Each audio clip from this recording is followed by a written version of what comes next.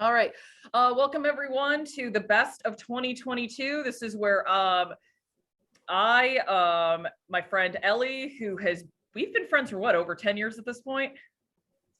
Yeah, we met in 2012, didn't we? I think we did. It was 2012 or 2011. We met at a screening at the Avon. It was They Live, I believe. They Live or The Thing. It was a John Carpenter movie. And then we met again for a screening of The Room, and then a friendship was born. The Room. I miss The Room. Tommy was just building friendships across America. Unfortunately, Todd is not here as he is currently in rehearsals for the 39 Steps, and they did need him tonight. That was always kind of a possibility that was going to happen. Just a quick programming note, next month, it is going to be Ellie and I again, this time talking about Jordan Peele, who I think is definitely one of the most interesting crop of new directors we have that came out in like the 2010s.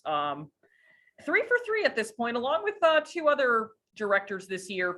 Well, I'll talk about men in my kind of disappointment / misses category. I still overall would put it as in the win category, but we'll get there. We'll get there. Yeah, we'll get there. And that final 15 minutes, I'm like, yeah, that's a win because I haven't seen a movie do that. I said this when I was like going through all the movies I went over that I saw in the year on Twitter. Like, Men is on a technical level worse than a lot of movies lower than it on the list. Yeah. God, I can't hate a movie that tries that hard. At least it's swinging at something. Exactly. And so you're going to probably see, like when Ellie and I discussed, like we will give leeway for like, hey, the movie might not have succeeded entirely, but it tried something. It's trying. So what we're going to do is we're first going to go over our top 10s, try to keep everything pretty brief.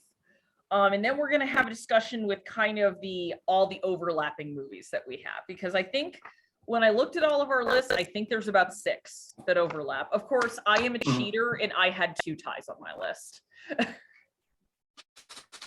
Hey, I allow ties. Y'all can have ties. No, they gotta. Yeah.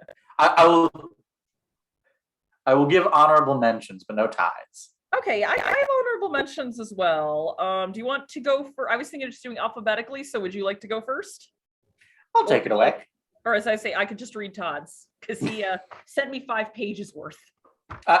Jesus, Todd. I will go first. My honorable mentions for this year are that I don't think Liz is going to put on her list are Glass Onion, Seen it. And Bodies, Bodies, Bodies. I did like that one. Both of which have 2 of my favorite line reads of the year. Rachel Sennott saying your parents were upper middle class like it's a slur. And also my favorite book of the year is Nona the Ninth by Tasman Muir. The big shocking twist line is get in line, thou big slut. So again, remember language. Oh yeah, sorry. And my favorite TV show of the year is High School. So my top 10. Number 10 is Emily the Criminal. Everybody likes Aubrey Plaza. I think it's probably her best performance. Well, maybe Legion. Probably one of her best performances so far. Number 9 came in I finished watching this movie at 11:30 at night on New Year's Eve, was White Noise. Oh yeah, you mentioned that. I love Don DeLillo books. It's probably one of my favorite books, and it's a really good adaptation. Number 8 is Bones and All, the cannibal romance. Number 7 is The Banshees of Inisherin. It feels very good to like a Martin McDonagh movie again after 3 Billboards. Number 6 is a Finnish film called Girl Picture. I think it's called like Girls, Girls, Girls in Finnish, but for obvious reasons they didn't want to use that title in America. Yeah. And number 5 is Nope. As we mentioned, that's gonna, I think, appear on all 3 of our lists, isn't it? Oh, yep. Oh, Ellie, you froze up.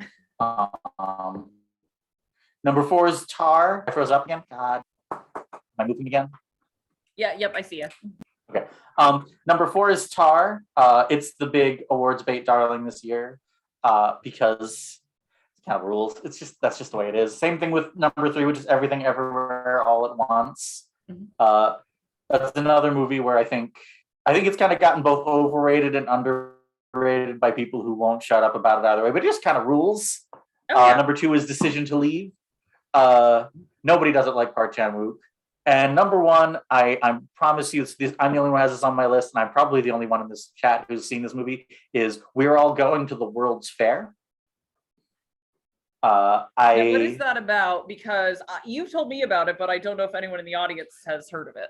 So We're All Going to the World's Fair is about a girl living in an isolated, it's kind of ambiguous where she lives. It's like a weird section of Long Island or something, who starts getting involved with an online, basically a mix between like an online alternate reality game and like creepypasta.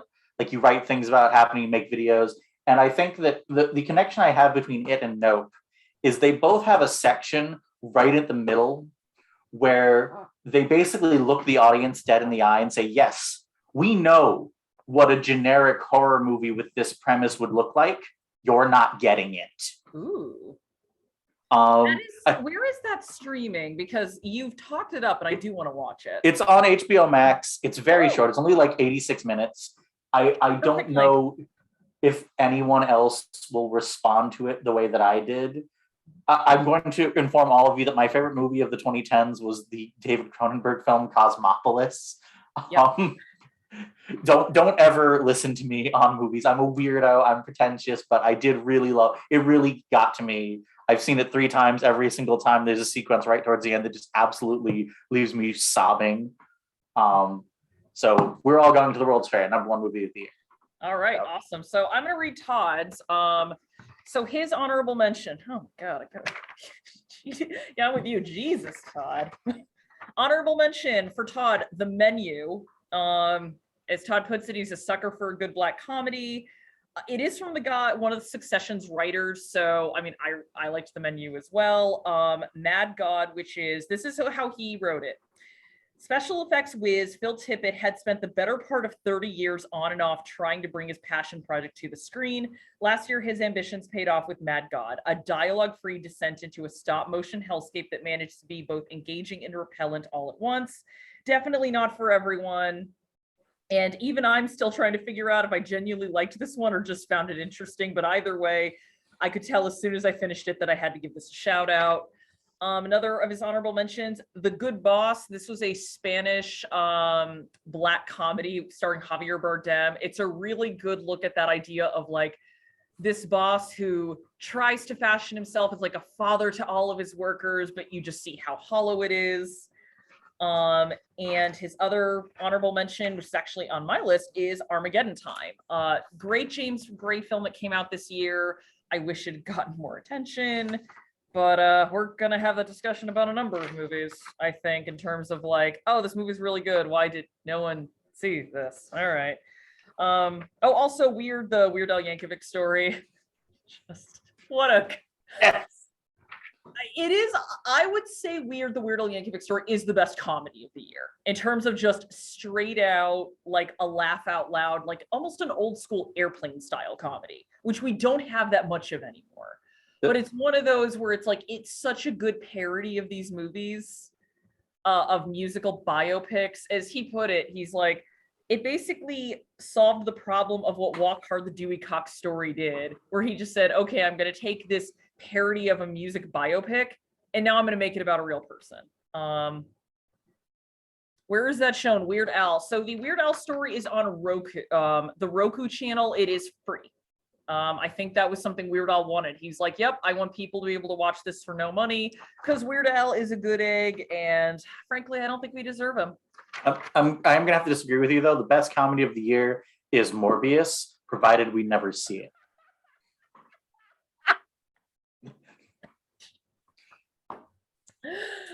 Okay, well played.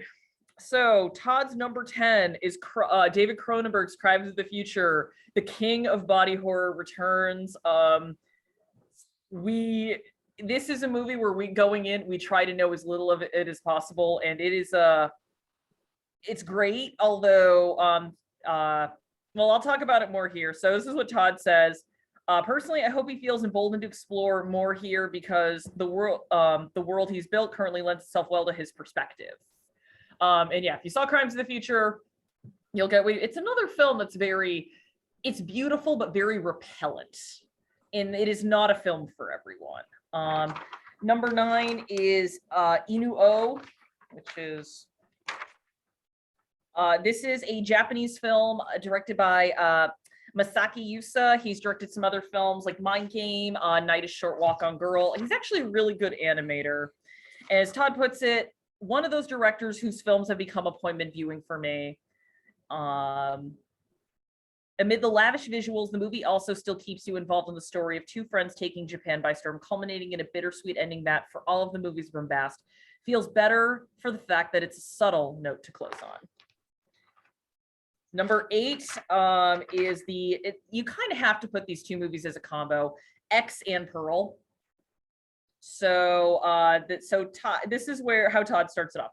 In a year where a lot of directors were coming back from time away, few managed to pull off a hat trick quite like Ty West. Starting the year off, there was talk of The Man Behind House of the Devil coming back with X, a 1970s slasher throwback about an ill-fated adult movie shoot. It opened to good reviews, and then we found out there was more. So if you're not familiar with X, the description Todd gave is correct. Takes place in the 70s. These people try to go shoot an amateur adult film, and then they happen upon, murderous people who live on the farm they're renting. However, Todd and I stayed for the end credits, and we saw there was going to be another film. So there was a prequel called Pearl. Both of these films star Mia Goth. They're great, and I will talk about it more. Number 7, Todd also put Bones and All. I think that might have been the same place yours was. Was 7 Bones and All for you, or Ellie? Oh no, we might have lost Ellie for a bit. Anyway, so I'll just do number 7 for Bones and All for Todd. I'm a big fan of Luke, or he's a big fan of Luca Guadagnino as well. This is his follow-up to Call Me by Your Name. As he puts it, if you're expecting a traditional romance, this is probably not going to be the movie for you. But if 7 or 8, number 7. All right. Whoops! Oh no, we lost Ellie. There we go. I'm back. Hi, Ellie. January is just being mean to us. Oh no, you froze. So Ellie, while you try to get reconnected, I'm going to read the rest of Todd's list. So number 7 is Luca Guadagnino's Bones and All. Number 6 for Todd is a tie between The Banshees of Inisherin and After Yang. So as he puts it, it's been a good year for Colin Farrell.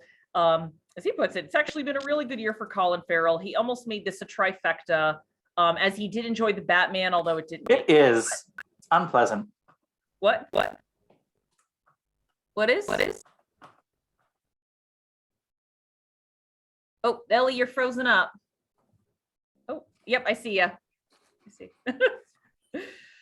The internet is just being terrible tonight, everyone. We're sorry.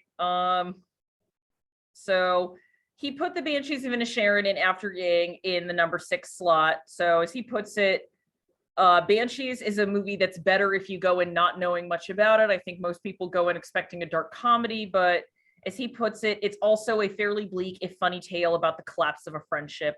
And like Decision to Leave, this one benefits from the less you know going in, the better. And the other film he put, After Yang, this is what he wrote. Quote, I'll admit this. Yeah, I can't help it. I'm sorry. Oh, sorry. I can't hear you. All right. So this is from Todd. Quote, I'll admit After Yang is a bit of a personal note. After losing 2 beloved cats in the space of 6 months this year, this movie managed to hit hard and stick. The movie about a family trying to cope after the android they got to be the big brother for their child effectively dies. It does a great job at conveying what was an all too familiar form of grief last year. It doesn't matter in the context of the film that Yang is an android, because as far as those around him are concerned, he was family. It's not that the film is necessarily unique in the what makes a life/human story, but it doesn't change the fact that the amount of heart this imbues with it really helped the movie land for me. So yeah, Ellie is on mute right now. I'm just going to finish up Todd's list. So number 5, Park Chan-wook's decision to leave. One of the best surprises to come out of this year was seeing a lot of talented directors coming back with new films after several years off. So we just said Ty West, George Miller came back as well. And this is Park Chan-wook's first feature film since The Handmaiden. And it is a welcome reminder that he still has the gift for taking ideas that on paper aren't necessarily original and putting his own fresh spin on them. There we go. Yeah, so Ellie's gonna try to come back. Number 4, Tar. This is from Todd. 2 things I will say up front. 1, Tar is a genuinely great movie. 2, Tar is not a movie everyone is going to enjoy. In both cases, a lot of this comes from the fact that the titular character, played by Cate Blanchett, once again proving that she has earned the acclaim as one of the most dynamic actresses currently working. In collaboration with director Todd Field, the two have crafted a character who is both engaging to watch while being incredibly repellent in how she treats those around her. One part character study, one part fascinating dig into how celebrity and talent are often given a pass for toxic behavior. As Todd puts in parentheses, where have we seen that this year? It's a difficult, in many cases, ambiguous movie, but rewarding if you take it on its own terms. Todd's number 3, George Miller's 3,000 Years of Longing. As he puts it, there are 2 sides to George Miller. One is the stunt and spectacle master that chugs gasoline and belches fire and chrome embodied in the Mad Max series. And then the other is a heartfelt storyteller who gave the world the movie Babe. And if anyone came to our screening of 3,000 Years of Longing this past Wednesday, you will see that George Miller can both do films like the Mad Max series and a very heartfelt and tender romance like 3,000 Years of Longing really well. I will talk more about that film as well. Number 2 for Todd, Nope. Quote, there's few films this year that really did well managing to work both as standalone movies and just feeling very of the moment. At the top of the list for me, Jordan Peele makes a riff on a classic blockbuster that manages to both serve and dissect the spectacle, acknowledging its general appeal while digging into the dangerous aspects that can come from an unhealthy pursuit of it with little to no care for who and what gets hurt in the process. That the film drew the ire of noted internet gadfly Logan Paul is really the perfect example of how much this movie feels like it came at the perfect time. And Todd's number 1 for 2022 is, which is on all of our lists, Everything, Everywhere, All at Once. As Todd puts it, yeah, it's going to be on a lot of people's lists this year, and for good reason. Besides the top-notch casting, the biggest draw is probably the most inventive use of a concept that's been seeing a lot of cinematic play this year, which is the multiverse. In this case, the Daniels give us a visually striking, wide-ranging look at the ideas of what could be, while also couching it with a lot of heart, where it's as much about coming to terms with the you are now and playing with the other ideas of what could be. So those are Todd's list. And now I'm going to go to my top 10. Oh, yay, my light's back. And I think my internet is working. I shut down everything. Oh, God.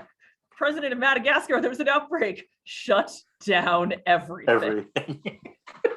All right, so those are Todd's, and now we're going to get to mine. So my honorable mentions, Till, I thought, I can't believe it's taken us this long to get a film about Emmett Till, although this film is more about his mother, Mammy Till, and it's a very good example of how to do a film like that without being exploitative of a tragedy. I really loved Marcel the Shell, a really sweet blend of live action and animation. Triangle of Sadness, which is a film that didn't entirely hit for me, but its highs are way up here. And there is a joke in that movie, which is one of the darkest and funniest jokes I have seen in years. And it plays it perfectly.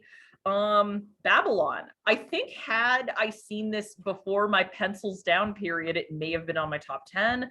I was very shocked to like Babylon because I have not been a big fan of Damien Chazelle's work. I liked Whiplash, but I thought La La Land was really overrated. And First Man just left me completely cold. So I knew a couple of people whose opinions I respect said, you know what, this film is good. give it a shot. Or there's people like Rich Jezwiak, who writes for Jezebel, who will always have a place in my heart as the man who wrote the best America's Next Top Model recaps ever. But he reviewed this and he said, like, you know what? It's never boring. I'll give it that. And he's correct.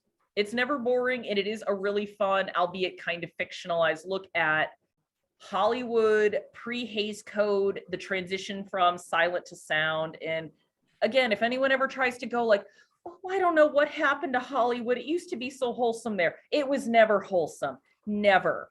They tried to clean up their image a bit when the Hays Code came into play, but it was always, if anything, it was worse than it is now.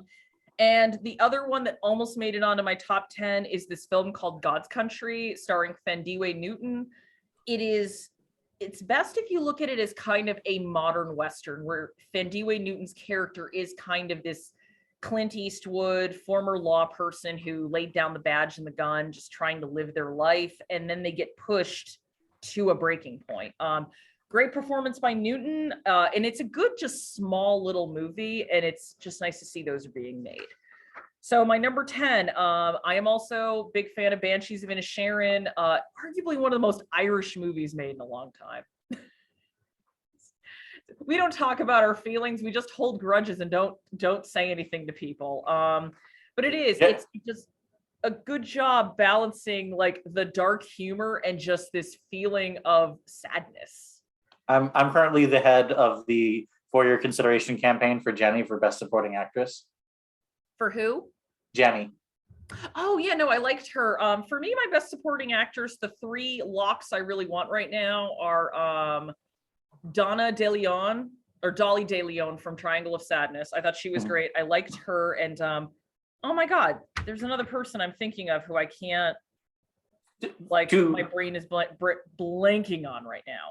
To be clear to everyone, including Liz, I am actually very much in favor of the sister in Banshees of Inisherin getting an Oscar nomination, as well as the kid who's getting abused by his father. Barry Kagan, yeah. Yeah, but Jenny is the donkey, is the joke. Oh. No, I thought you meant Carrie Condon. I'm like, yeah, she's great. Carrie Condon should get an Oscar nomination. She's incredible in that movie. You're all so boring. Yeah. Is one of those top line reads. You know, it is. The other Keke Palmer, although you could argue Keke Palmer's a lead actress, but I'm like, she'd probably have more luck in supporting. But Keke Palmer, nope, is great. But she's great. My 3 like dream nominees are Dolly De Leon, Carrie Condon, and Keke Palmer, and actually Stephanie Sue from Everything Everywhere. Got a good run. Number 9, Crimes of the Future. It is not Cronenberg's strongest movie, but it is a movie that is so weird, so unique, so off-putting, and so weirdly horny. I'm just glad it exists, because these are movies that are almost not allowed to be made anymore, because studios, and we'll get to it, just don't think there's an audience for this. But I'm like, no, there are always people who want to watch movies that are a little offbeat. And Crimes of the Future is very offbeat. Also, I do love that Lea Seydoux is going to be a part of Cronenberg's stable of actors now. She is perfect for him. And also Viggo Mortensen, great to see him working with Cronenberg again. It was moving and important, and people responded to it. Number 8 is my tie. Armageddon Time and The Inspection. These are 2 very personal movies that came out this year.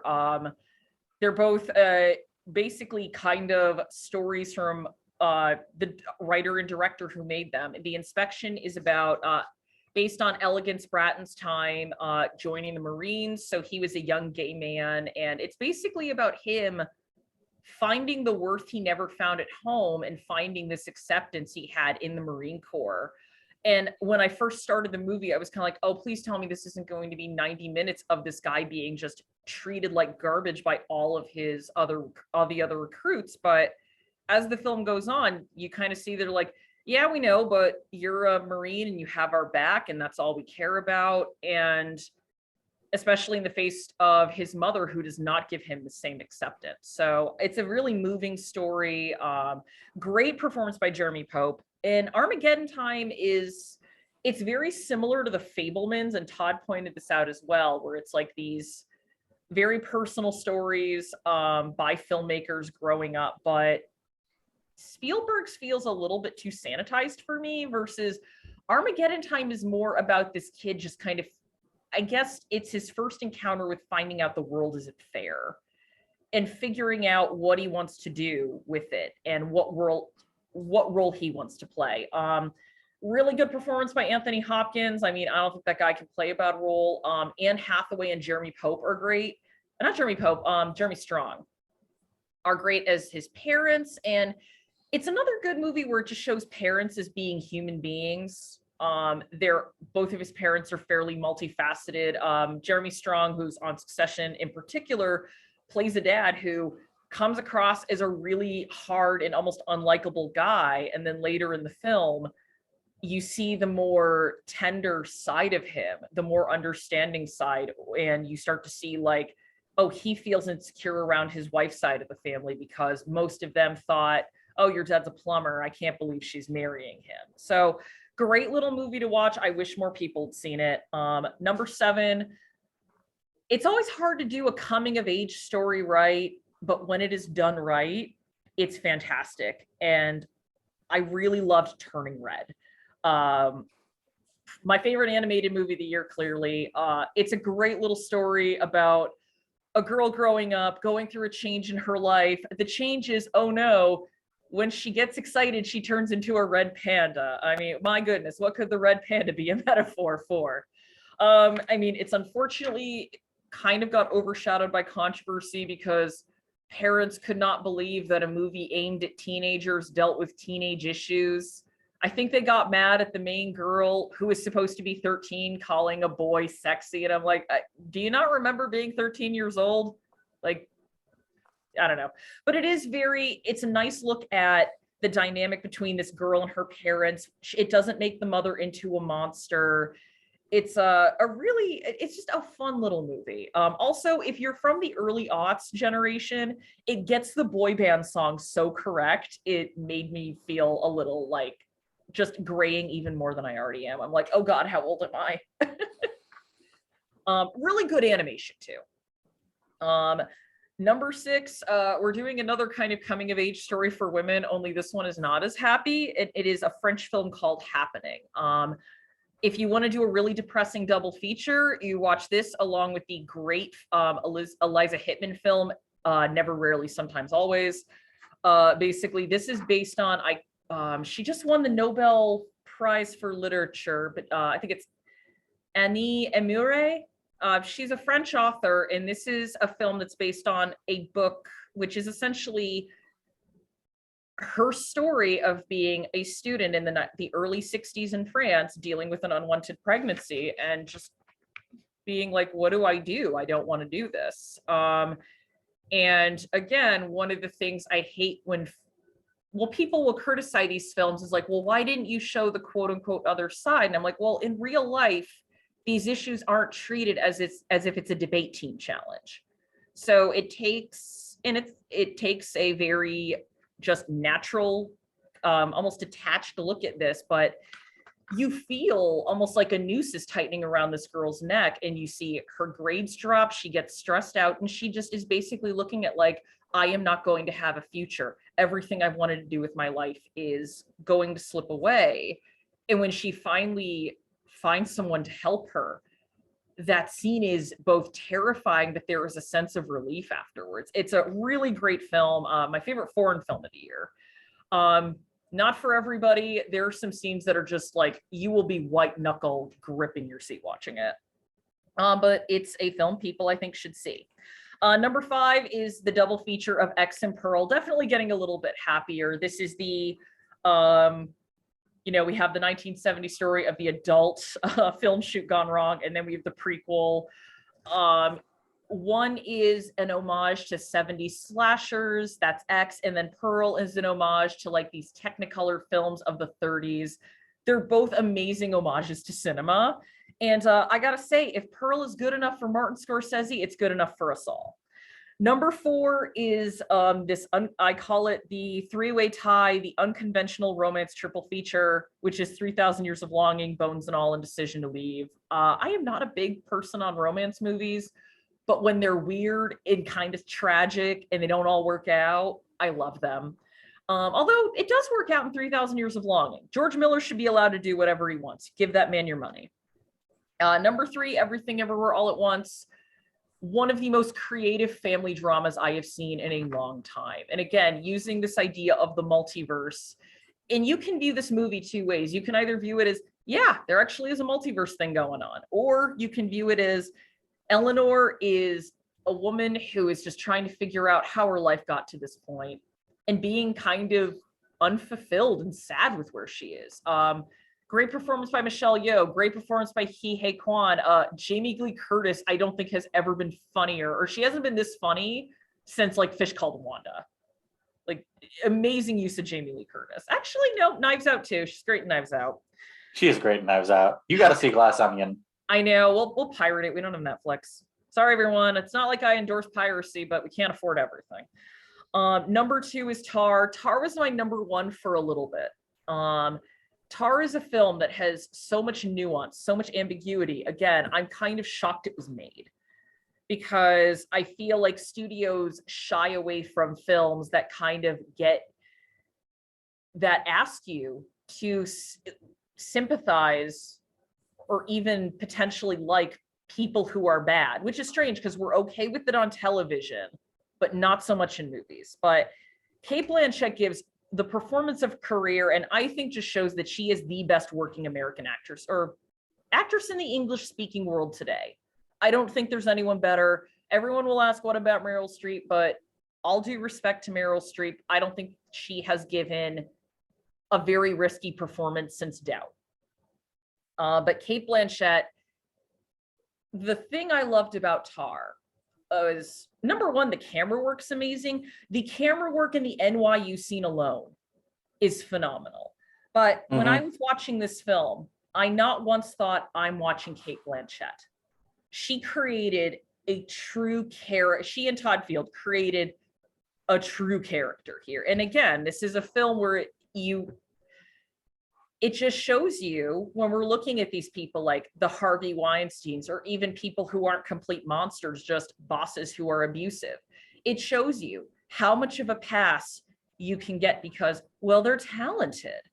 But yeah, big fan. And would you say Tar is a comedy, drama, thriller? It's definitely a drama. Think of it as a character study, first and foremost, but definitely more on the drama end. And my number 1 of the year is Nope. I'm a huge Jordan Peele fan, and I love how all of his films improve upon their rewatch. And this is a film that both is a spectacle and critiques it, and it does both immensely well without elbowing you in the ribs and saying, see, look what we're doing. We're subverting expectations. We're critiquing.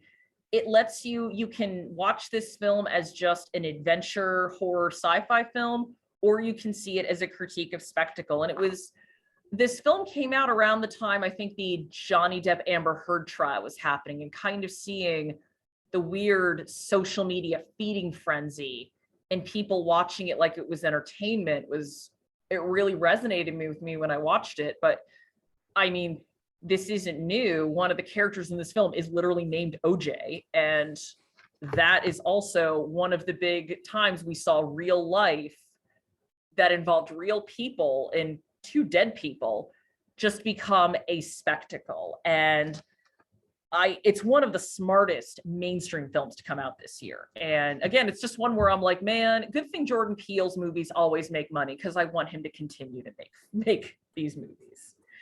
So those are our top of the year. So we had about 6 overlapping movies. Where would you like to start, Ellie? Do we want to start with Nope? I mean, I wanted to start with Decision to Leave. Yes. Okay.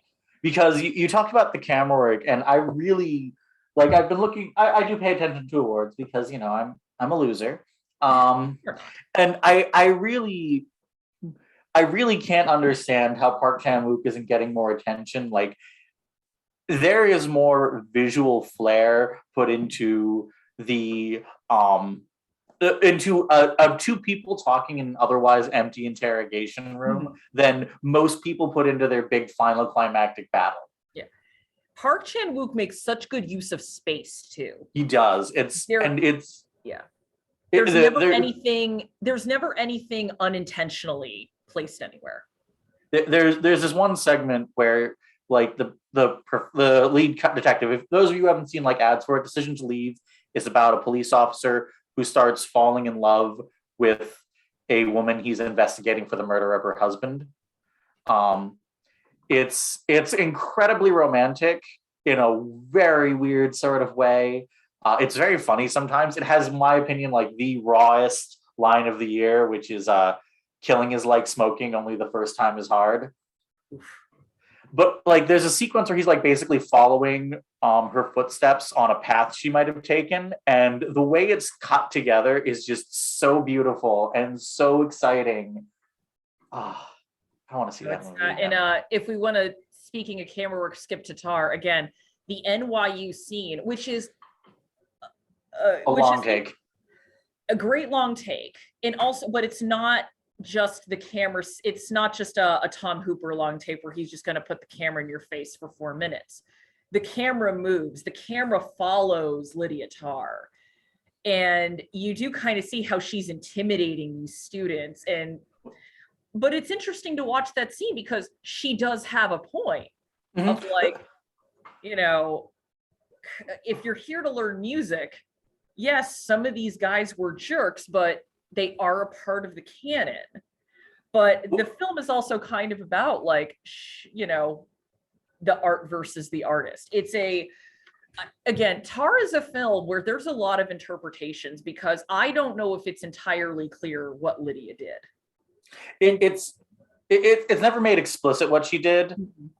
It is pretty explicitly awful. She is pretty explicitly awful to people. Exactly. Like I would say the one thing that is truly clear here is that she treats people like garbage. And the allegations that come out, you kind of see whether the board or her friends believe him or not. They're like, well, we now have an excuse to not deal with her anymore. Right. That's kind of what I love about the NYU scene, because you're right. When it starts out, I was kind of on her side because, you know, I don't necessarily disagree with like, you know, maybe we shouldn't always engage with the same, you know, 50 white dudes every single time we want to talk about great art.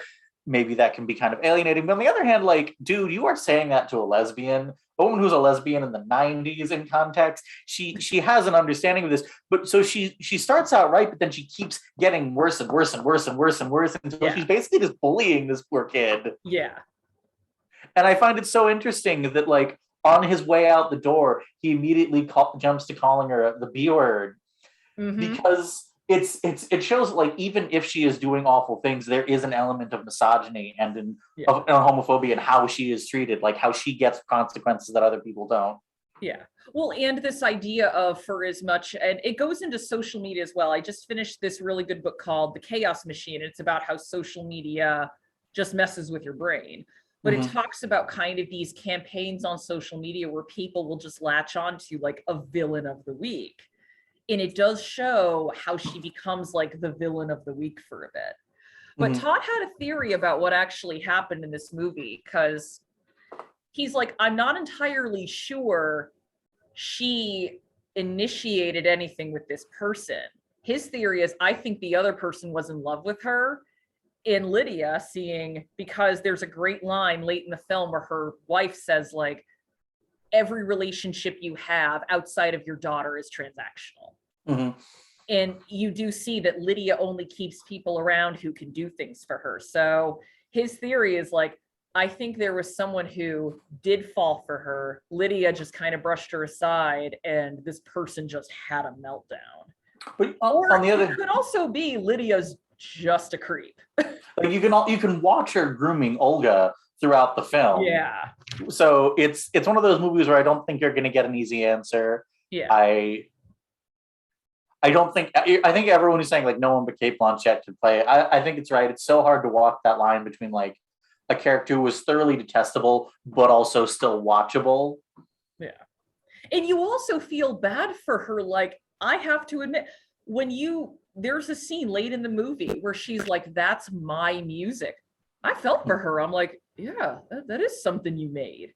Just have someone else do it. It's great. And also like, I compare it a little bit to another film that came out this year, She Said, which isn't bad. It's a perfectly decent movie.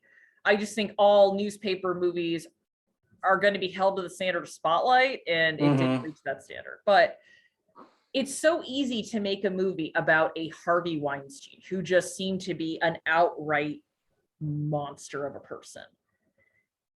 But you see a movie about Tar, where you do see her having a fairly loving home life. She adores her daughter.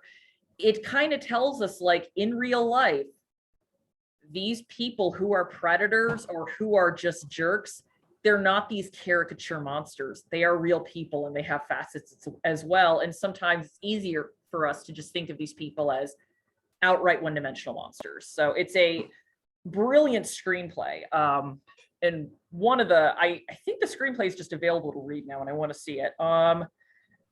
What else do we have? Banshees of Inisherin.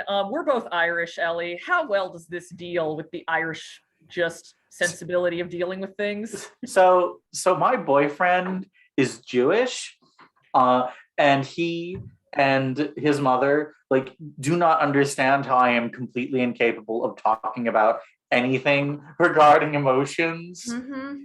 I think Banshees of Inisherin is one of those movies that took a lot of audience members off guard because it sells itself as a black comedy. Like the trailers are all selling a black comedy, and it gets so dark by the end of it.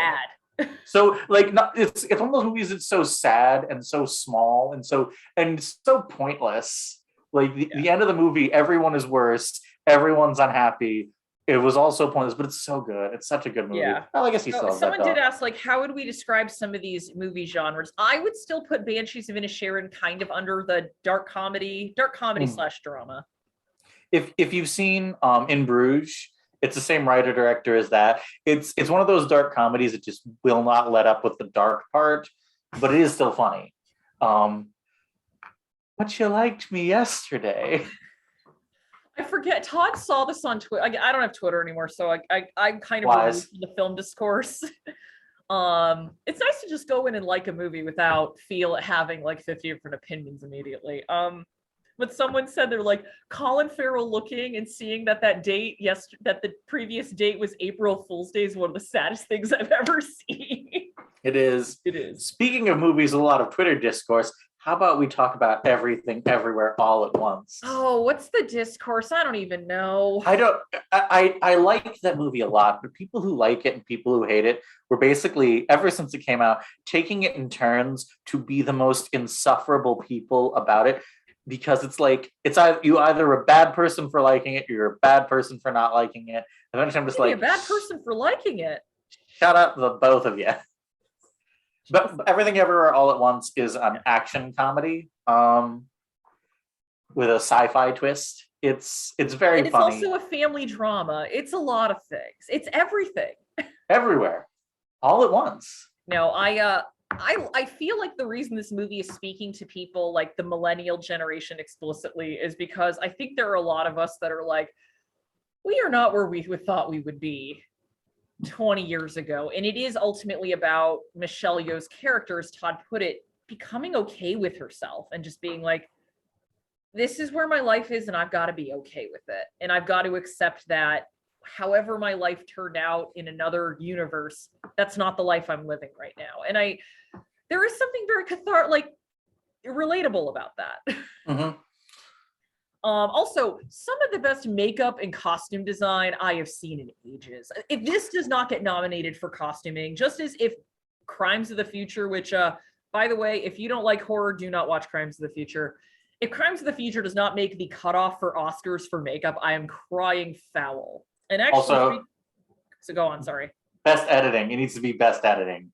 Yeah, speaking of crying foul, Nope. The fact that Nope was not even on the short list for sound editing is insane to me. The sound editing for, let's just say, the rainstorm on the house scene alone is amazing. The rainstorm on the house scene is my argument for why that movie is a horror movie. Which is, yeah, no, it is. It's horror sci-fi for me. It's that, but again, look at Alien. You can have both. You can do both. I really no los dos. Yeah, I love I love Nope so much. I actually really like the dynamic between the brother and sister, partially because it's sort of similar. You've Met My Brother, kind of similar to our dynamic. Only Dan is the very friendly, happy one, and I'm kind of like OJ, just like, ugh, God. But then in other cases, I'm a lot more animated and open, and he's kind of just like, let me be here with my horse.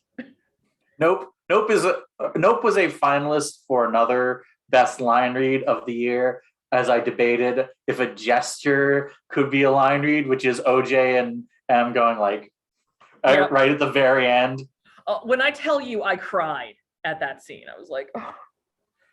But it is and I feel like a lot of people, the whole thing with Gordy and the ape, there's a subplot of this, one of the characters surviving a chimp attack on a set, and not getting how it fits into it, but a lot of it is about dealing with a predator, or something predatory.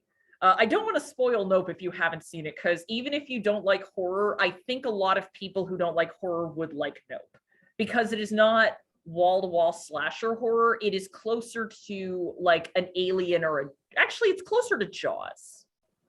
I'm given to understand that the chimp attack in the movie is based on one of the incidents from when I was in high school, when a woman was attacked by her neighbor's pet chimp. Yeah, I did not know that was a real thing. In Stanford. I was like, wait, what? People have pet chimps? What?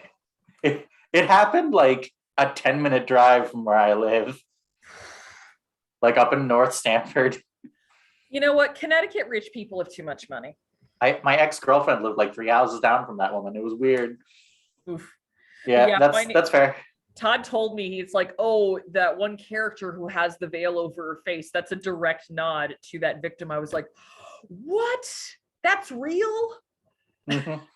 But like, I do think that the scene with the 3 kids in the costume towards the middle is the movie saying to you, like, we know what you are expecting from a horror movie like this, but you're not going to get it. No. Also, great line read from Kiki Palmer there, where she was just like, don't mess with us. And OG's like, but you stole their horse. She goes, oh, right. Kiki Palmer is a treasure. Put her in more movies, everybody. Also a finalist for Rawest Lines of the Year is What's a Bad Miracle? Oh. They got a word for that? Yeah. Also, another shout out to that movie, Brandon Pera. Or is it He's really good. No, I really liked him. I like that in a lot of Jordan Peele's movies, and we'll discuss this more next month, they're genre savvy without being very, again, winky and naughty. They're just smart. They're like, okay, we now know this information. How do we deal with said information? Mm-hmm. And saving the best for last, Bones and All, how much did this movie break you at the end? You don't like Sully? I really... So Bones and All is a romance. Both of the main characters are cannibals. So I don't know what genre I would put it in. And they're not cannibals by choice. It's very heavily hinted that it's a genetic desire or a genetically passed down thing. I was actually discussing this with a girl I've got a crush on. That we were like discussing this movie before it came out. Like I feel like one of the constant recurring things I dislike about genre movies is they will take a romantic couple that are a metaphor for being queer so they can do it with a straight couple. And I was like, could you not do that? Mm-hmm. So I found it really interesting because I don't know if it is a metaphor for being queer. I think it's closer to being a metaphor for addiction. According to so it's based on a book. The book was actually written to make people think about the ethical implications of eating animals. Very similar to the original book that inspired Under the Skin. Oh. Yeah. I did not pick up on a vegetarian metaphor. It's a very, very dark movie. That final shot is really heartbreaking. It's also one of the most beautiful films about an ugly subject that I've seen all year. Yeah. It's not for everyone, but and again, there's definitely some scenes where if you're squeamish, you might not like it. However, the movie does give you warning. It's almost like it's telling you, if you don't want to watch this, turn away right now. But it's a beautifully made movie, and you would not expect a very heart-wrenching love story come out of it. I actually said this about one of the things that I like, I feel like was true for all 10 of my top 10 movies, but especially true for White Noise, which is, I think, a dark comedy. What is Don DeLillo? Yeah, he an adaptation of another one of his books, Cosmopolis, is one of my favorite movies. And one of the things I like about both of them is that they are both like, they're not going to try to massage his dialogue into something a human being would actually say. We're just gonna have a bunch of weird lines in this movie, and if you don't like it, we're on Netflix. Wednesday is right next door. Go over there and watch that. And so I think that the really overall theme for all 10 of my top 10 movies, and really all of my favorite movies of the year, is they're like, we're gonna do our own thing. If you're on board, cool. If not, Avatar's out in a few months. Have fun. Well, and like that's why I love again Jordan Peele, Sean Baker as well. He didn't make a movie this year, but I'm always like, what's Sean Baker doing? What? He did Red Rocket, The Florida Project, Tangerine. Just for as much as people say, like, oh, there's only superhero movies and sequels and remakes out there. And yes, we're kind of in a cultural glut if you look at of this stuff. If you look at the mainstream, like your local cinema, like our multiplex, it's looking dire in terms of creativity because these studios, they only care about making money. But there are always good creators out there. There's always good writers. There's always good directors.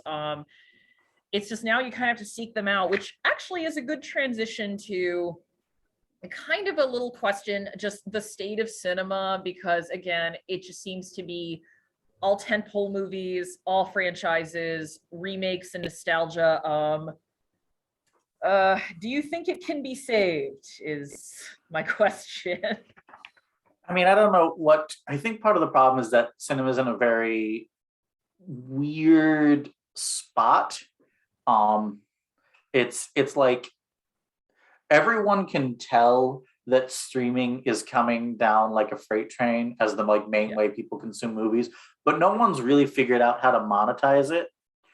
Like I made this point that the movie that everyone was like, I want spinoffs, I want sequels, I want blah, blah, blah, came out earlier this year was Encanto. Have you heard anything about that movie since January? So maybe we don't talk about Bruno on the radio. Yeah, that's something. Like I was talking to Todd about this. It seems like movies, especially movies that come out on streaming, do not stay in the public consciousness that much anymore, or even, not to rag on Avatar, but that's a movie that came out in 2009. And the joke for almost a decade was this movie made $2 billion and no one talks about it. And the sequel is about to reach $2 billion. So what do we know?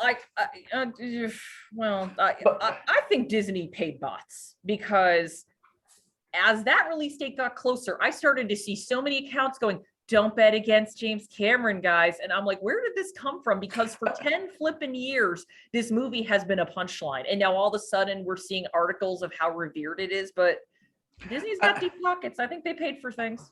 I mean, I did definitely see a lot of people who I know personally talking about how much they loved it. And my main thought of that is, did I watch the wrong movie? One I saw was aggressively fine. Yeah. I think that Pacific Rim is a more fun spectacle. Changed my mind. I think that part of the problem is that like no one's really figured out how to.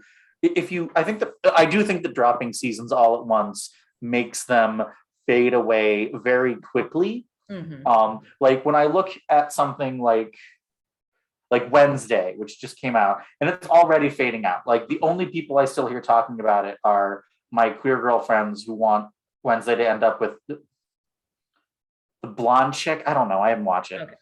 Okay. They shouldn't do that because then Netflix would cancel it. I'm still bitter about Glow. Don't get me started. Whereas, like, compare that to the people I still see talking about, like, even like honestly more niche things like the new season of Willow or Gundam, which are the boys. Dropping them one at a time gives them time to like marinate and people to wait for them. But I also think that with movies, no one's really figured out a way to make some of these movies really last.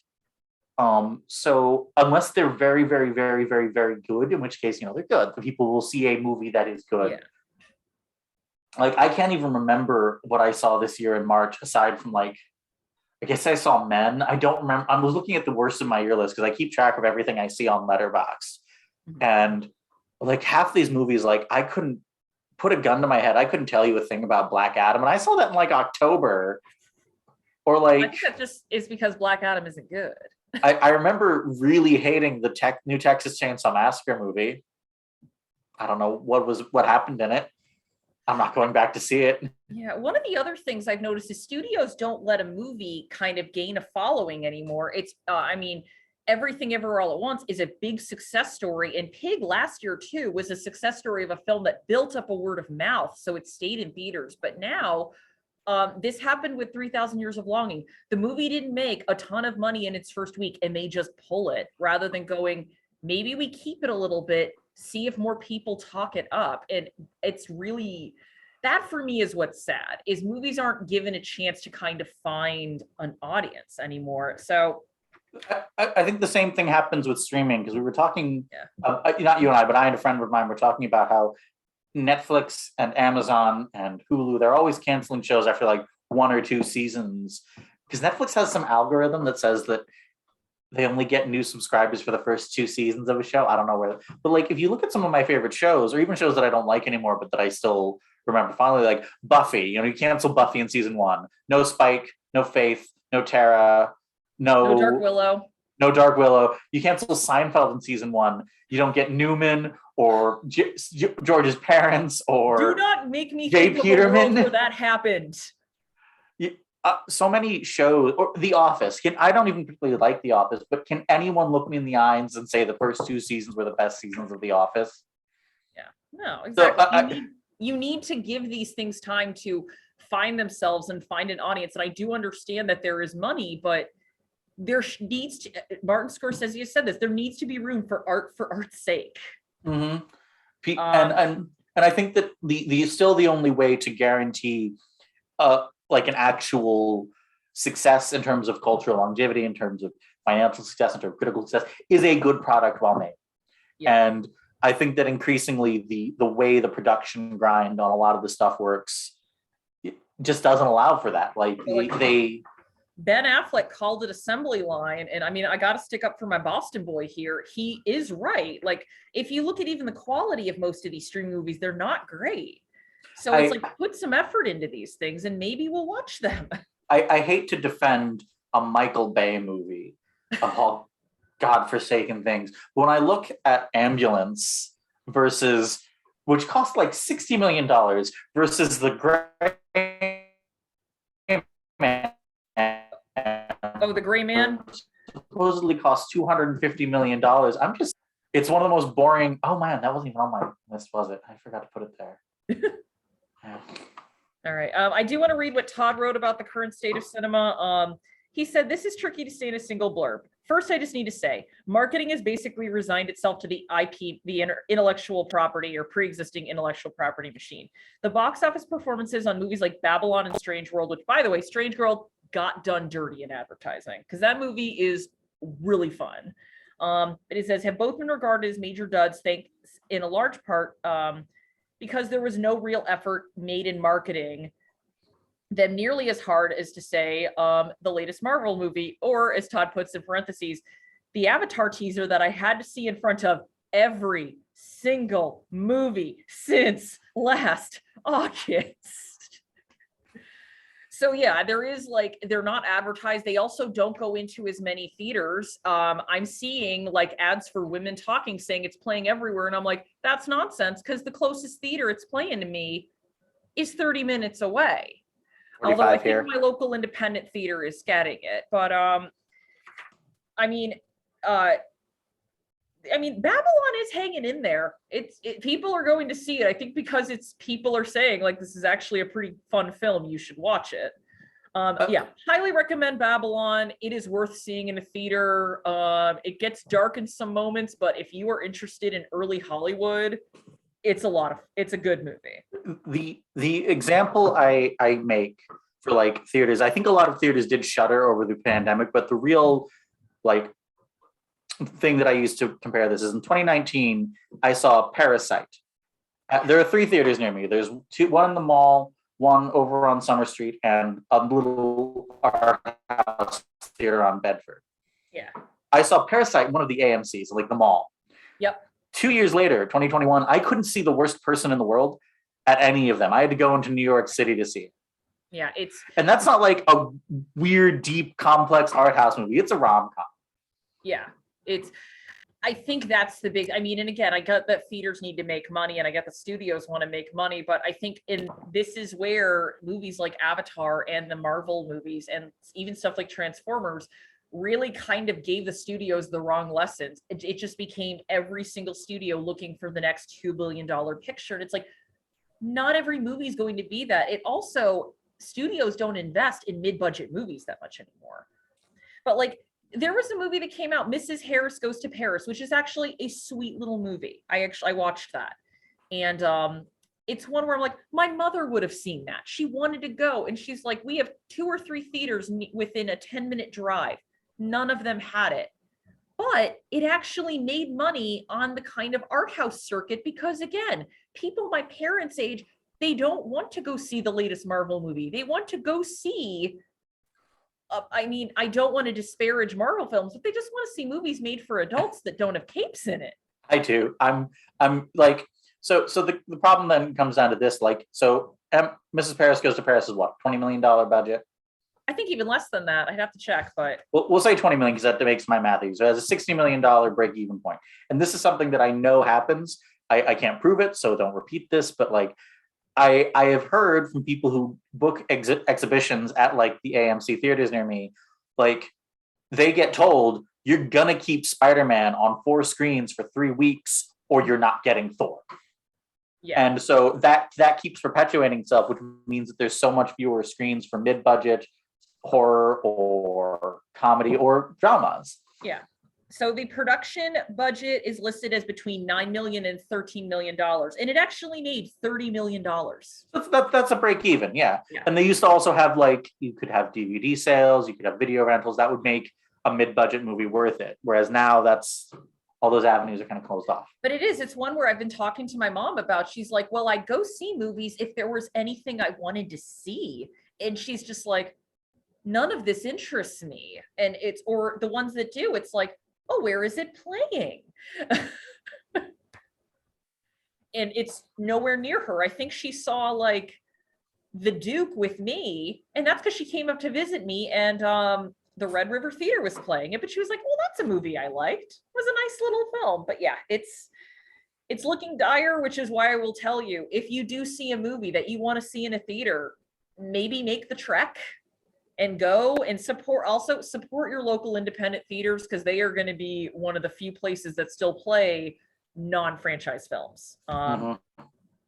Also, did you have any other favorites, like a favorite documentary this year? I don't know if I saw any documentaries this year.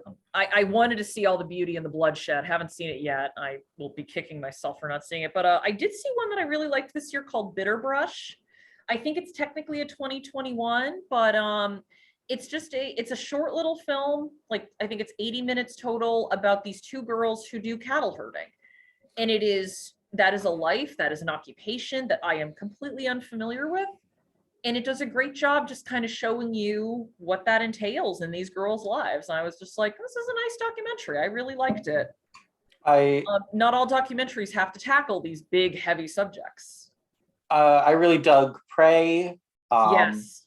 I'm going to talk up Glass Onion until you see it, Liz. We'll eventually see it. I also I'm with you. I loved Bodies, Bodies, Bodies. Bodies, Bodies, Bodies is one of those movies that I keep talking up, not necessarily because it's an amazing movie, though it is very funny, but because the trailers made it look like the worst movie of the year. And then it's just actually really funny and nasty and mean, and I liked it. I really wanted to see I did like The Fabelmans. I feel like I talked it down a bit. I just liked other movies more. It also has ending fatigue.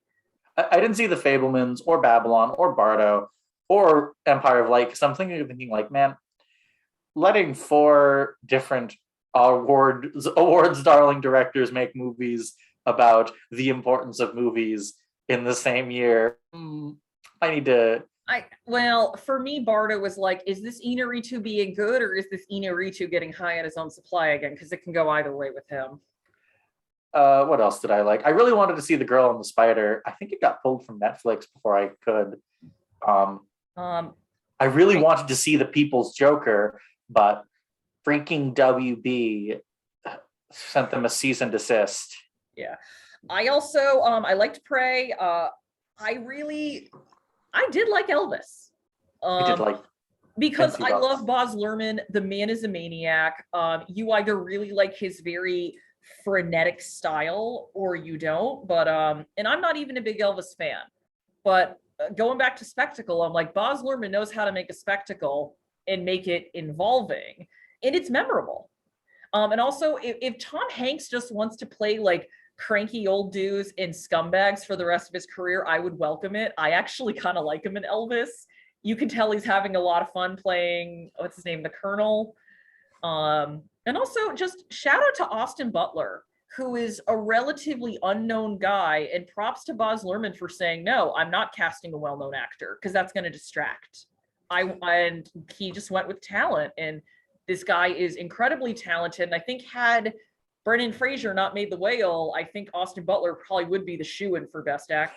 Austin Butler would be the shoo-in for best actor this year. I keep meaning to see The Whale. It's sitting there at the Avon. It has been for like 3 weeks. I know. I haven't seen The Whale. I haven't seen The Whale yet. We're going to. So full disclosure, my partner and I lost our hot water heater on January 2nd. So some of these movies we might have to get through less than legal means.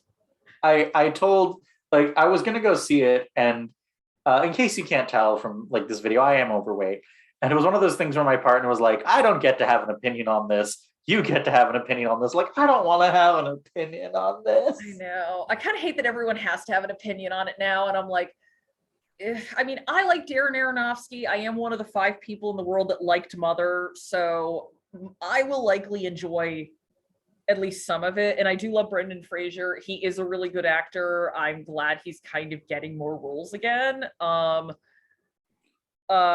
But I'm still mad I can't see women talking. That's my big. Yeah. Like, why is this movie not playing near me? I'm currently the TV shows that, like, if you have any TV shows you want to talk up this year, I really liked Abbott Elementary. I really like High School. It's based on Tegan and Sarah's memoir. I'm wearing one of those shirts right now. Yeah. I like The League of Their Own. I like Barry. I like Barry. I don't think anyone was talking about Barry. The scene where a show gets canceled 2/3 of the way through its first episode because the algorithm doesn't like it is the funniest scene of anything this year. Yeah, I've been watching a lot of comfort shows, and by that I mean I've been watching a lot of old reruns of America's Next Top Model. Don't judge me. I had a rough back half of 2022. I really like Gundam: The Witch from Mercury. I need to bully Todd into watching that. Well, he's a Gundam fan. He's gonna watch it at some point. Oh, did you have a biggest disappointment this year? Probably Black Panther 2. I didn't go in with super high hopes, but mine was Don't Worry, Darling. And Todd kind of put that too, there's a good idea in Don't Worry, Darling. And I think what it's talking about, how young men are radicalized on the internet, is a very good thing to discuss and very good fodder for a movie. But I think Todd put it very succinctly when he's like, the movie just got away from Olivia Wilde. And I don't know who keeps thinking Harry Styles can act, because he can't. And I don't know who keeps telling Gemma Chan she can act, because she can't. It's getting mean at this point. Stop putting her in movies. Like, I saw her in the Eternals and I'm like, well, maybe she's just not a lead.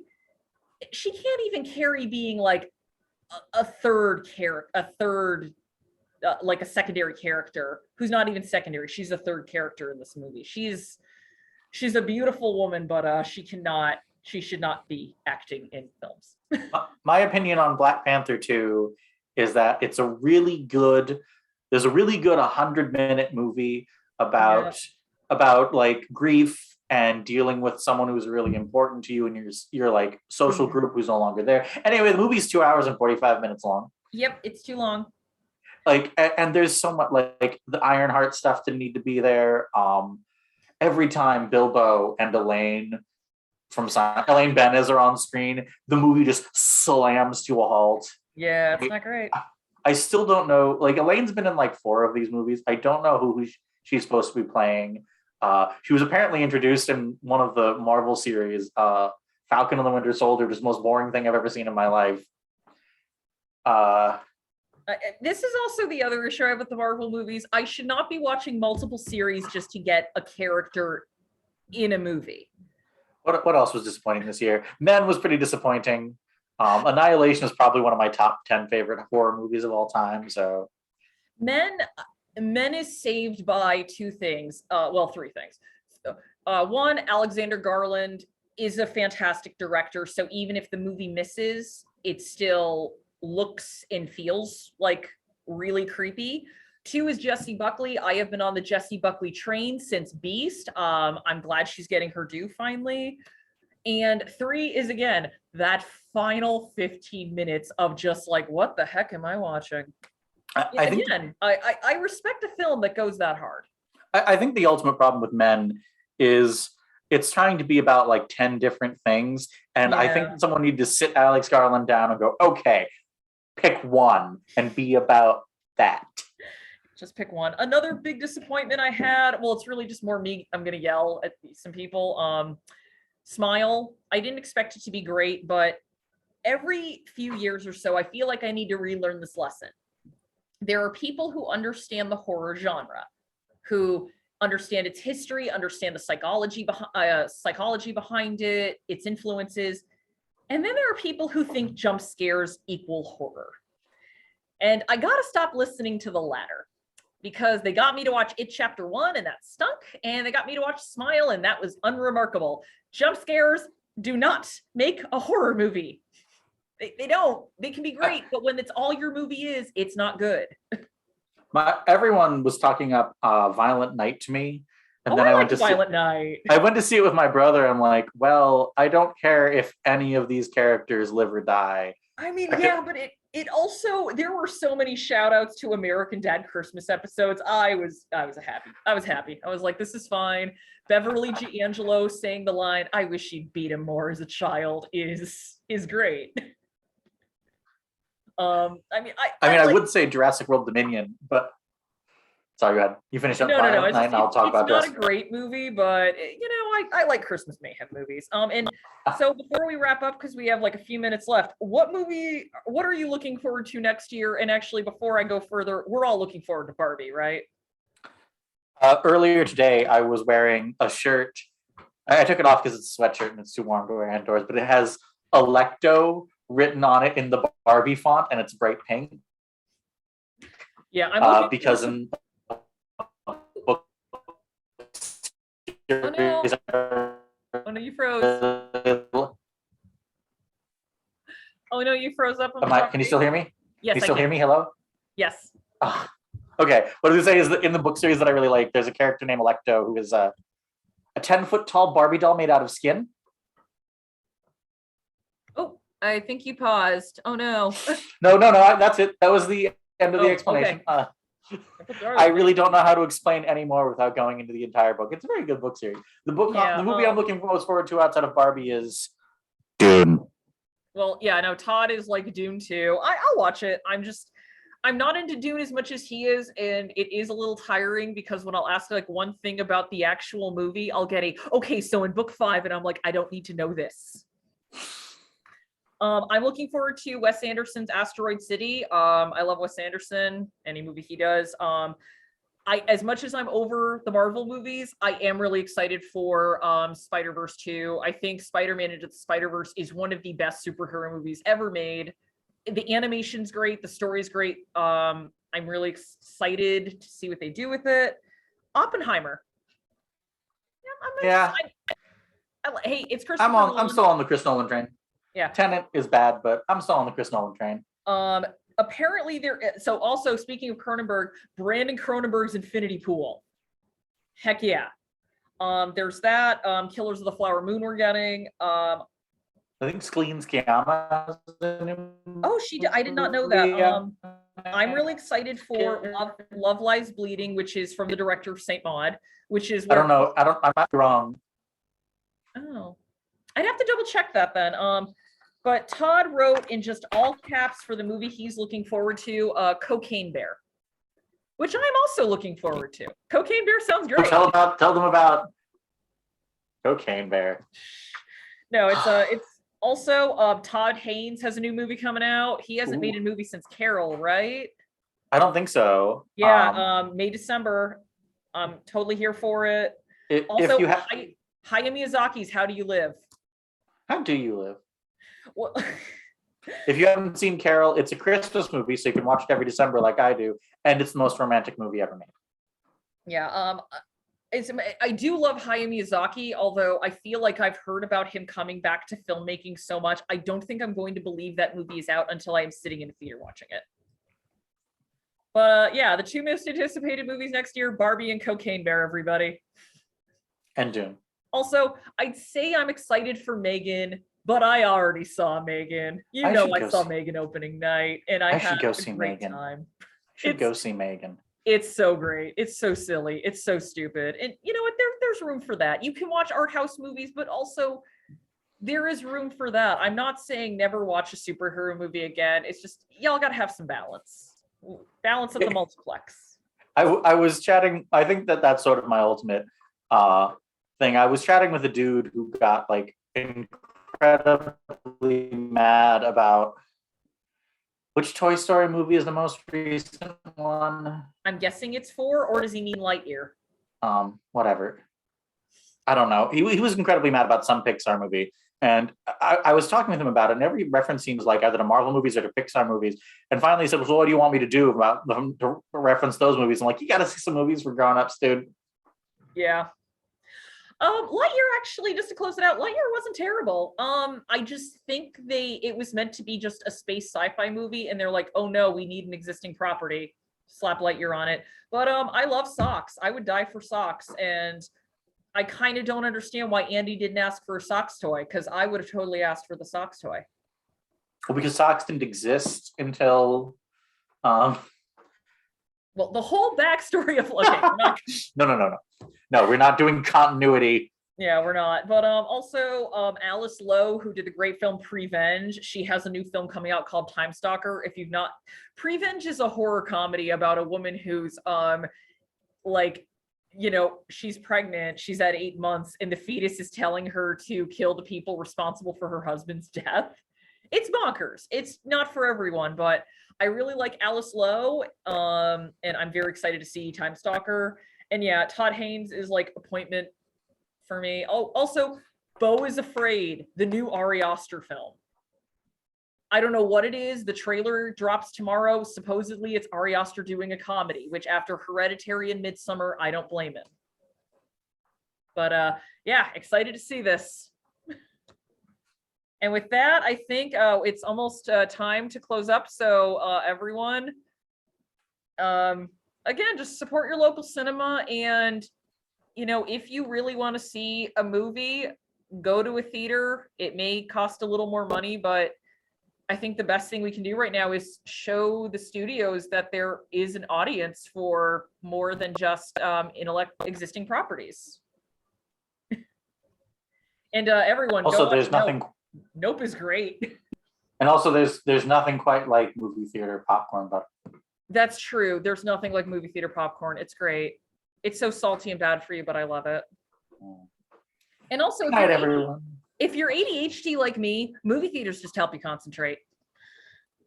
All right, and with that, we'll see you next month when Ellie and I will be talking about Jordan Peele. Have a good night. Good night.